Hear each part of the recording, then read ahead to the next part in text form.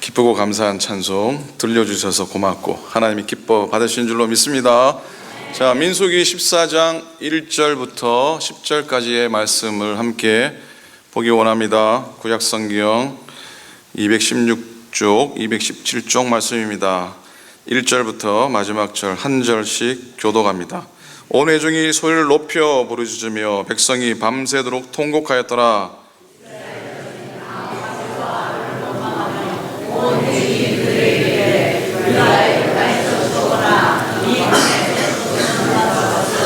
어찌하여 여호와가 우리를 그 땅으로 인도하여 칼에 쓰러지게 하려 하는가?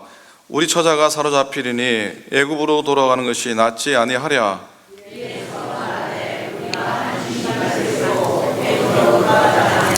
모세와 아론이 이스라엘 자손의 온 회중 앞에서 엎드린지라.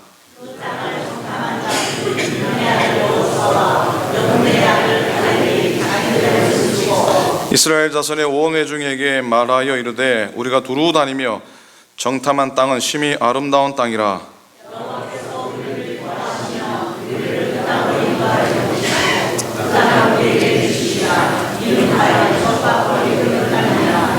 다만 여호와를 거역하지는 말라.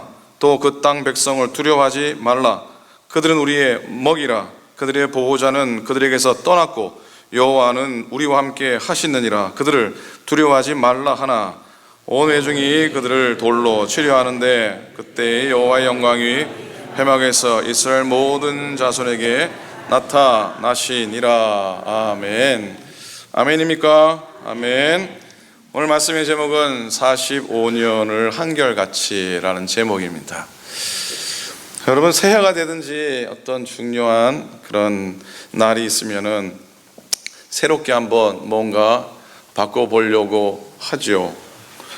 어떤 사람은 집에 가구를 이렇게 배치를 새롭게 하기도 합니다. 어떤 사람은 집안에 이렇게 페인트를 또 새로 하기도 하고요. 어떤 분들은 머리 헤어스타일을 좀 이렇게 바꾸기도 하죠. 어떤 사람은 또 새로운 친구를 만나기도 하고 여행도 하기도 합니다. 그런데 여러분, 우리가 기억해야 할 것은 외적으로 변화, 외적인 것을 변화시킨다고 우리가 꼭 새로워지는 건 아니다. 바깥을 고치고 바깥을 새롭게 한다고 우리의 속까지 새로워지는 것은 아니다라는 생각을 해보게 됩니다. 용서하고 들으십시오. 어떤 기관에서 다시 태어난다면 지금의 배우자와 또다시 결혼하시겠습니까? 그렇게 물었더니 90%가 yes 했겠습니까? no 했겠습니까? 말씀 잘 하셔야 됩니다. 네, 말씀을 잘 하셔야 됩니다. 근데 90% 이상이 no라고 그렇게 대답을 했답니다. 그래서 어떤 목사님이 그 말씀을 듣고 교회 가가지고 설교 시간에 저처럼 물어봤답니다. 여러분들 다시 태어난다면 지금의 배우자와 또다시 결혼하시겠습니까? 그런 분이 있으면 손 한번 들어보시기 바랍니다. 그랬더니 아무도 손을 들지 않으셨다고 합니다. 그런데 저기 앉아 계시던 나이 많으신 할머님이 한 분을 손을 탁 드시는 거예요. 그래서 목사님이 너무나 감사해서 할머니 지금 태어나도 지금의 남편과 또다시 결혼하시겠다고요. 그 사랑의 비결이 그러는데 이 할머님이 하시는 말씀이 다 그놈이 그놈이야 라고 이렇게 말씀을 하셨다고 합니다. 표현을 용서하십시오. 다 그놈이 그놈이야 라고 이렇게 말씀을 하셨습니다. 자, 너무 즐거워하지 마시기 바랍니다. 그래, 어떤 외적인 환경을 바꾸어봐도 그것이다 라는 것. 어떤 분이 이런 말씀을 합니다. 사람의 일생은 자기 생각 그대로 되게 마련이다. 그러니 중요한 건 외적인 환경을 뜯어고치고 외적인 것들을 바꾸는 것보다 우리의 생각과 우리의 속사람, 우리의 심령, 우리의 영혼을 새롭게 하는 것인 줄로 믿습니다. 한번 이 말씀을 드렸는지 모르겠습니다. 선교 디너가 우리 코코스에 있지 않습니까? 선교 디너가 있으면 늘 저는 개척교회 보고를 했어야 했습니다. 몇 해 전에는 그 개척교회 보고를 하고 싶지 않았던 적이 있습니다. 별로 보고할 것이 없었기 때문입니다. 보고할 게 없다고 생각을 했습니다. 그런데 또 곰곰이 생각해 보니까 참 모자란 생각 같다라는 생각이 들었습니다. 하나님의 은혜와 하나님의 역사하심을 나누고 보고하는 걸 단지 숫자가 늘고 재정이 늘어나야지, 또 여러 가지 다양한 사역을 해야지 자신 있게 보고할 수 있는 건 아니라고 하는 생각을 해 보았습니다. 제가 하도 2번 개척했으니까 많은 개척교회 보고를 했는데 정말 그때는 하고 싶지 않았고 하고 싶은 그런 형편도 아니었었습니다.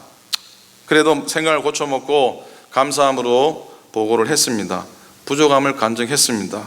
연약함도 고백하는 것, 연약함을 고백하는 것도 하나님의 계획 가운데 있다고 하는 생각을 가지게 했습니다. 짧은 보고의 시간이 이어졌고 제 마음속에 괜히 녹두리 하는 건 아닌가 염려스럽기도 했습니다.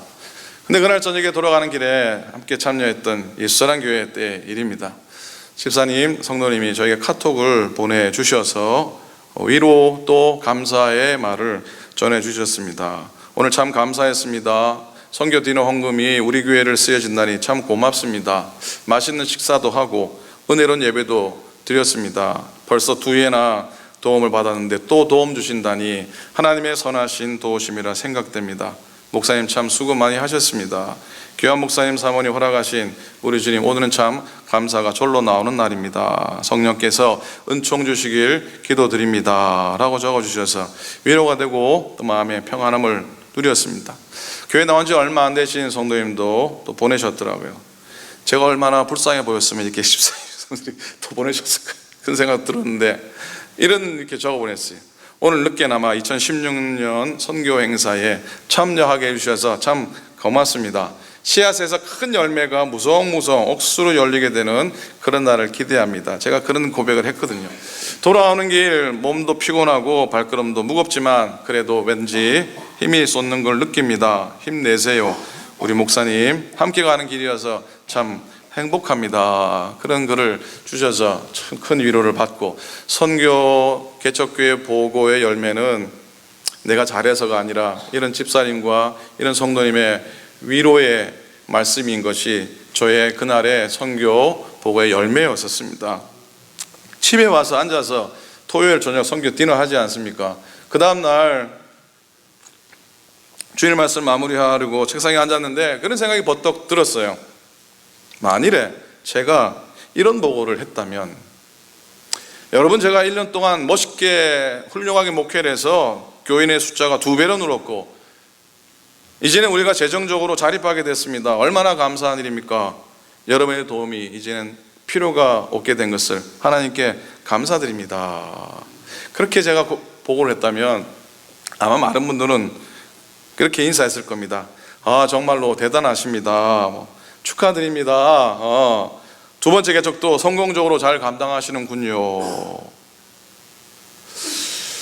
그런 보고와 그런 인사가 멋진 개척교회 보고일까라는 생각 문득 들어서 그런 반문을 해 보았습니다.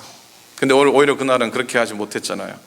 한없이 부족함을 고백할 수밖에 없었고 한없이 모자람을 고백할 수밖에 없었던 제일로 부끄러웠던 개척교회 보고였지만 제일 마음에 남는 개척교회 보고의 날이기도 합니다. 제 마음 한구석에 떠올랐던 성경 구절 하나가 있었는데 고린도후서 1장 29절입니다. 29장 9절입니다. 나에게 이르기를 내 은혜가 너에게 족하도다. 이는 내 능력이 약한 데서 온전하여짐이라 하신지라. 그러므로 도리어 크게 기뻐함으로 나의 여러 약한 것들에 대하여 자랑하리니 이는 그리스도의 능력이 내게 머물게 하려 함이라. 아멘입니까? 아멘. 그때 든 생각이 2번째 개척은 잘 못하겠다 그런 생각도 많이 했었고요. 하나님의 때가 아직 아닐 거라는 생각 때문에 또 위로도 받고 또 마음 편히 또 하나님이 기다리라고 하시는 것 같구나라고 하는 마음을 갖기도 했었습니다.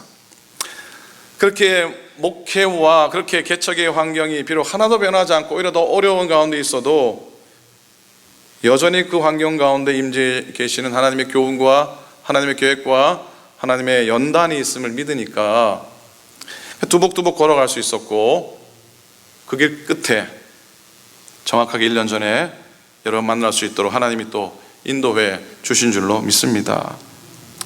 김국기 사모님이 한 2주 전에 카드를 주셨습니다. 목사님, 우리 교회 파송받은 지 딱 1년이 되는 날입니다. 되네요. 그런 인도하심과 그런 또 소망의 말씀이 저에게 너무나 감사합니다. 어떤 환경, 어떤 여건이 하나도 변하지 않아도 그 가운데 하나님의 섭리하심이 있고 위로하심이 있고 하나님의 도우심이 있고 하나님의 이끄심이 있다면 한결같이 우리는 걸어가게 될 줄로 믿습니다. 환경을 바꾸는 것보다 우리의 생각을 바꾸는 게 더 중요하지 않습니까? 잠언 23장 7절에 대저 그 마음의 생각이 어떠하면 그 위인도 그러한즉, 그러니까 생각에 따라 인생이 따라진다는 건 뭐 너무나 상식적인 얘기지만 오늘 한 사람, 갈렙이라고 하는 한 사람을 통해서 교훈받고자 합니다. 갈렙이라는 분 잘 아시죠? 갈렙을 더 잘 아십니까? 여호수아를 더 잘 아십니까? 여호수아가 더 유명합니까? 갈렙이 더 유명합니까? 여호수아가 왠지 더 유명해서 갈렙은 좀 가리는 경향이 있어요. 여러분, 갈렙이라고 하는 이름, 갈렙이라는 이름은 그렇게 세련되지 못한 이름입니다. 참 무한하게도 이 갈렙이라고 하는 이름의 뜻은 뭐냐면 개라고 하는 의미를 갖고 있습니다. 개, 먹는 개가 아니고요, 멍멍이 개. 그러니까 부모로부터 물려받은 이름이 개라고 하는 이름의 의미를 가졌으니 뭐 좋은 뜻으로 받아들이면야 더 좋겠지만, 그런데 이 갈렙이라고 하는 이 인물은 그런 이름을 가졌음에도 불구하고 오히려 주인에게 절대 복종하는 잘 훈련된 사냥개처럼 일평생 하나님께 충성했던 사람인 줄로 믿습니다. 이름이 좀 그렇긴 하지만 이름대로 살았던 겁니다. 그리고 여러분, 갈렙이라고 하는 사람은 원래 유대인이 아닙니다. 오리지널 유대인이 아니에요. 주이시가 아니에요. 여러분, 갈렙의 아버지는 여분네라는 죠. 여분네 아들 갈렙, 그렇죠. 여분네 아들 갈렙. 근데 이 여분네라고 하는 사람은 야곱의 형 에서를 조상으로 하는 에돔 족속의 한 분파입니다. 당연히 이방인이죠. 에돔 지파, 에돔 족속은 이방이니까. 그렇게 본래 유대인이 아님에도 불구하고 유대인으로 귀화해서 믿음으로 산 이 갈렙이 얼마나 정말 하나님 앞에 온전히 행하고 유대 지파 안에서 얼마나 귀하게 행했던지, 그의 이름이 처음으로 나오는 오늘 13장 14장에 이르러서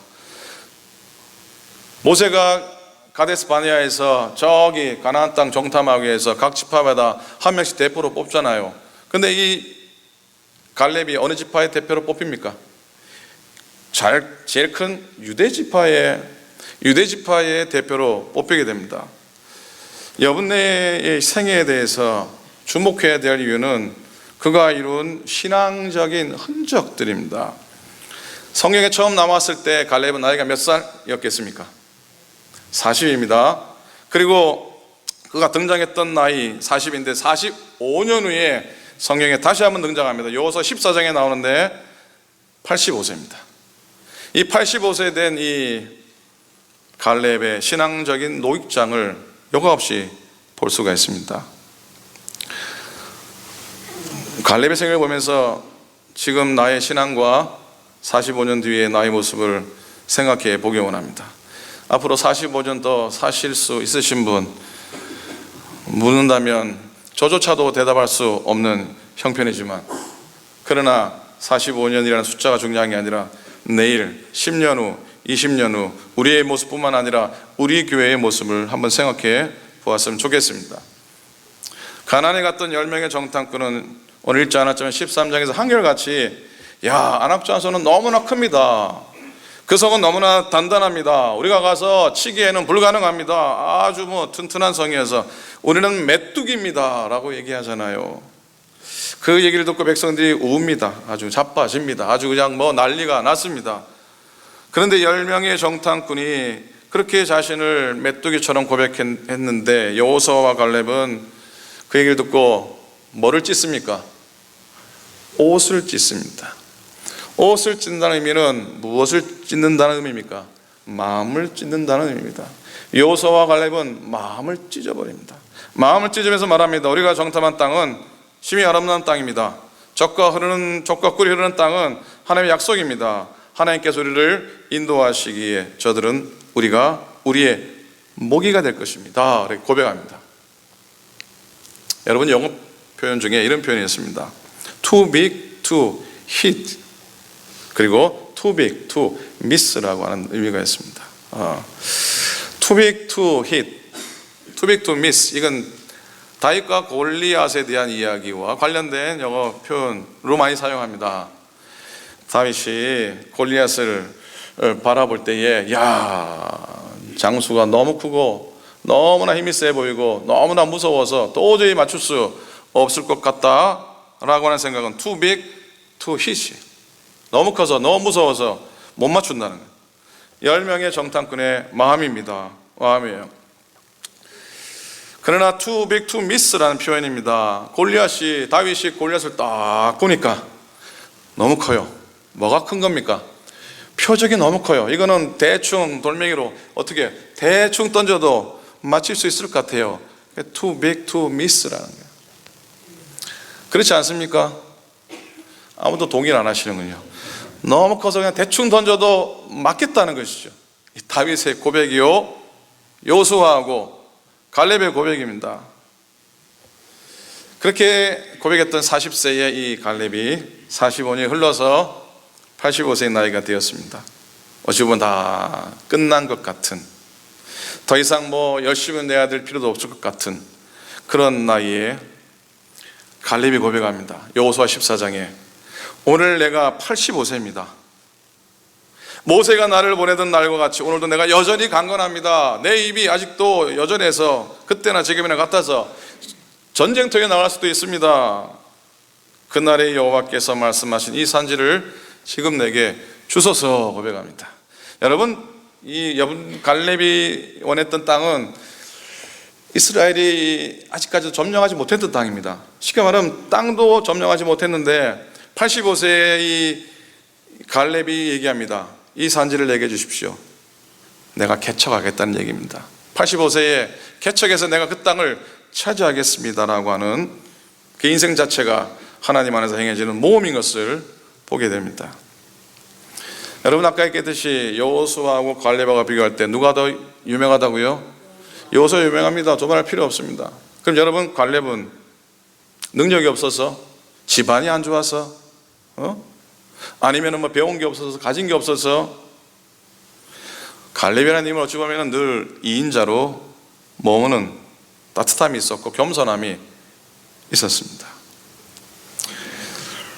이스라엘 백성이 그 땅을 정복한 이후에 아직 정복하지 못한 헤브론 산지를 내게 달라고 요구한 것 자체가 사실 겸손의 표현입니다. 남들은 다 차지는 땅, 얻어놓은 땅을 달라고 그럴 텐데 갈렙은 그렇지 않았습니다. 늘 이등인 것을 그는 감사하게 생각했던 것이죠. 미국에 많은 부정적인 요소들도 많이 있지만 그래도 미국 땅이 건강한 이유 중에 어떤 분은 이렇게 표현을 하시더라고요. 이름을 가지고 얘기하세요. 이름이, 미국 사람 중에 가장 많은 이름이 무슨 이름인지 아시죠? 미국 사람 중에 가장 많은 이름이 뭐라고요? 존이죠, 그죠? 존이 약 600만 명 된다고 합니다. 그리고 베드로라고 하는 이름을 가진 사람은 약 30만이 된다고 합니다. 30만. 그래서 길거리 가다가 이렇게 지나간 사람 뒤에서 존 그러면은 다 쳐다본다잖아요. 자기 부르는 줄 알고. 한국은 좀 다르죠. 다 가는데 뒤에서 사장님 그러면 다 쳐다본다잖아요. 존이 많은 거예요. 자, 베드로라는 이름보다도 베드로를 도왔던 존이라는 이름이 더 지혜롭고 더 귀하게 불려지는 건 나름의 의미가 있지 않나 생각을 해보게 됩니다. 하나님의 일도 마찬가지입니다. 묵묵하게 뒤에서 말없이 섬기는, 한 사람 한 사람의 힘이 모아져서 하나님의 위대한 일을 행하게 되는 그 기적 가운데는 뒤에서 배후에서 돕는 손길, 갈렙과 같은 그런 손길이 있었기 때문입니다. 주님 오셔서 우리에게 나오신 목적은 섬기려 하심이었고 낮아지심이었습니다. 사람의 형체를 입고 이 땅에 오셔서 십자가에서 죽으심으로 정말로 부족하고 약한 우리들을 구원하셨습니다. 그게 우리가 주님을 믿는 것은 하나님의 은혜 감사하기도 하지만 또 예수님처럼 살아갈 것을 우리에게 요청하는 그런 말씀이기도 합니다. 갈렙이 이렇게 늘 2인자에 머물러 있었던 이 갈렙의 모습 가운데 그런 느낌을 갖게 됩니다. 야, 갈렙은 한 우물을 팠던 그런 사람이 아니었나라는 생각. 여러분, 한 자리를 끝까지 지켜가는 사람이 하는 고백이 어떤 고백인 줄 아십니까? 그 고백은 자신이 항상 부족하다는 고백을 하는 사람입니다.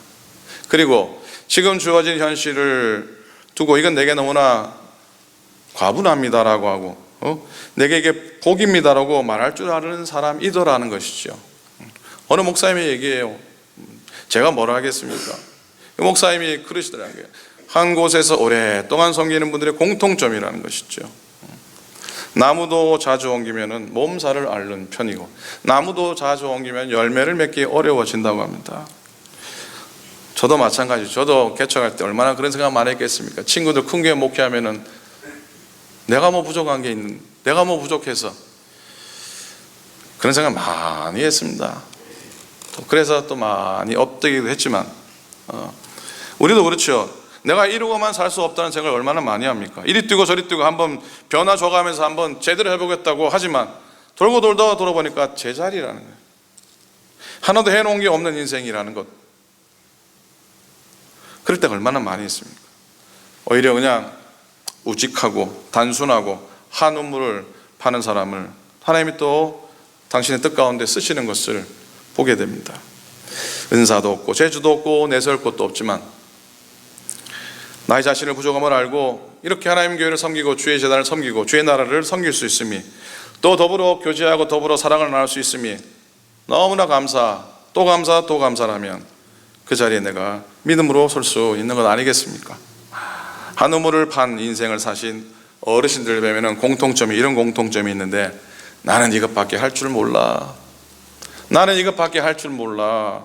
재주가 없으니 미련하게 이 자리만 지킬 수밖에요. 믿음으로 들으셨으면 좋겠습니다.